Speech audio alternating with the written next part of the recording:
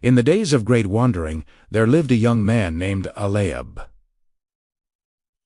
His sacred duty was to tend to the lamps in the temple courts. Every evening, as twilight painted the sky in hues of purple and gold, Aleab would light the lamps. Their warm glow ensured that the faithful who came to pray would find their way safely, their steps sure and steady in the hallowed grounds. Aleab was the keeper of two particular lamps. One was ancient, its clay body weathered by time and marked with a network of fine cracks. When lit, its flame was a mere whisper of light, faint and trembling, casting long, dancing shadows.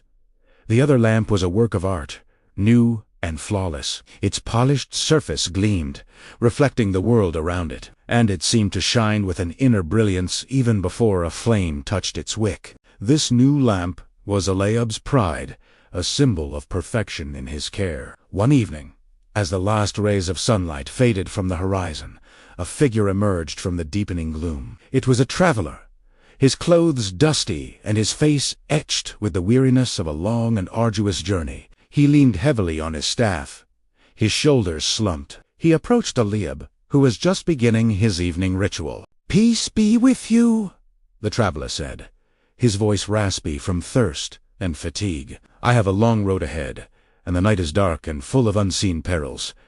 I ask for your kindness. Give me a lamp, I beg you, that I may find my way and not falter." Aleab's gaze fell upon the two lamps, resting on the stone ledge beside him. The old, cracked one, and the new, radiant one. A thought, swift and selfish, coiled in his mind. "This new lamp," he reasoned silently, "it is far too beautiful, too precious to be given away to a stranger. It belongs here, in the temple, where its light can be admired. I will keep it for myself, for my own use and delight." And so, making his decision, Aleab picked up the old, cracked lamp. He fumbled for a moment to light its stubborn wick, which sputtered and hissed before catching, producing a weak, flickering glow. He handed it to the traveler. "Take this," Aleab said, his voice betraying none of his inner conflict. "May it guide your steps." The traveler, grateful for any small mercy, took the lamp and offered his thanks. "May your kindness be returned to you tenfold," he murmured, before turning and disappearing into the encroaching darkness of the road. Aleab watched him go, a sense of unease settling upon his heart. He then turned his attention to the new lamp, lighting it with a flourish. Its flame leaped to life, strong and brilliant, bathing the temple courtyard in a steady, reassuring light. Aleab admired its glow, trying to push away the guilt that pricked at his conscience. Out on the road, the traveler struggled. The feeble light from the old lamp was no match for the profound darkness. It flickered wildly with every gust of wind, casting treacherous, shifting shadows that disguised the true nature of the path. The traveler stumbled once, then twice, catching himself just in time. But then, as he navigated a particularly rocky stretch, his foot caught on a loose stone. The lamp flew from his grasp, its flame extinguishing as it hit the ground, plunging him into absolute blackness. He fell hard, his cry of pain echoing through the silent night. Back at the temple, Aleab heard the distant cry. It was faint, but it pierced the quiet of the evening and struck his heart like a sharp stone. In that moment of chilling clarity, a voice seemed to whisper directly into his soul, a voice that was not his own, a voice profound and resonant. "A light," it said, "is not given to be kept. It is not a treasure to be hoarded. A light is given to guide another." Shame washed over Aleab, hot and overwhelming. He looked at the brilliant lamp in his hand, its light suddenly feeling like a judgment. He understood his failing. Without a second thought, he snatched the radiant new lamp, its flame burning bright and steady, and sprinted out of the temple gates, running toward the sound of the cry. He ran faster than he ever had before, his own path illuminated by the lamp he had selfishly kept. The beam of light cut through the darkness like a sword, pushing it back, revealing the path ahead. Soon he saw a figure huddled on the ground. It was the traveler, nursing his injured leg.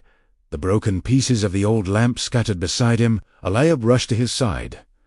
"I am here," he called out. The brilliant flame of the new lamp chased away the shadows, and in its clear, generous light, The traveler could see the path, the stones, and the face of the young man who had come to his aid. The light seemed to pour strength back into him. With Eliab's help, the traveler slowly rose to his feet, his hope renewed. Leaning on Eliab, the traveler made his way back to the temple gate. The journey was slow, but the path was clear and safe, illuminated by the lamp's unwavering flame. When they finally reached the entrance, the traveler turned to Eliab, his eyes filled with gratitude. "Blessed be the lamp you gave me last," he said, his voice now strong, "for its light has truly saved me from the darkness." Eliab's head bowed in humility. He felt he did not deserve such thanks. "Forgive me," he replied, his own voice thick with emotion, "for I have learned a powerful lesson tonight. Light is not meant to be possessed.